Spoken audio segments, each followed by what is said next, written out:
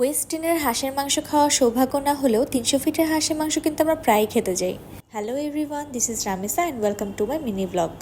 So কিছুদিন আগে আমিও কিন্তু চলে গিয়েছিলাম 300 ফিটের হাঁসের মাংস খেতে। আর 300 ফিটে পৌঁছে আমি প্রথমেই যেটা খাই সেটা হচ্ছে মালাই চা।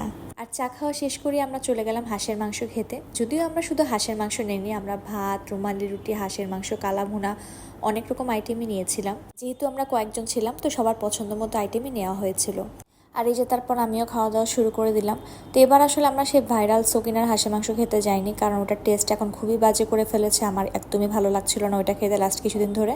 আর আমরা যেখানে গিয়েছিলাম এখানকার পরিবেশটা বেশ ভালো ছিল। আর খাওয়া দাওয়া শেষে আমার একটু মিষ্টি খাওয়ার ক্রেভিংস হচ্ছিল, তো আমরা সবাই চলে গেলাম মিষ্টি খেতে।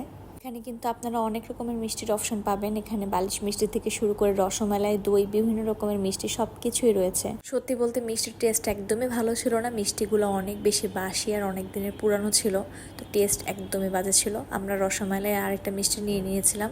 তারপর খাওয়া দাওয়া শেষ করে আমরা আবার মিরপুরে চলে আসলাম। তো এই ছিল আজকের ব্লগ। আল্লাহ হাফেজ।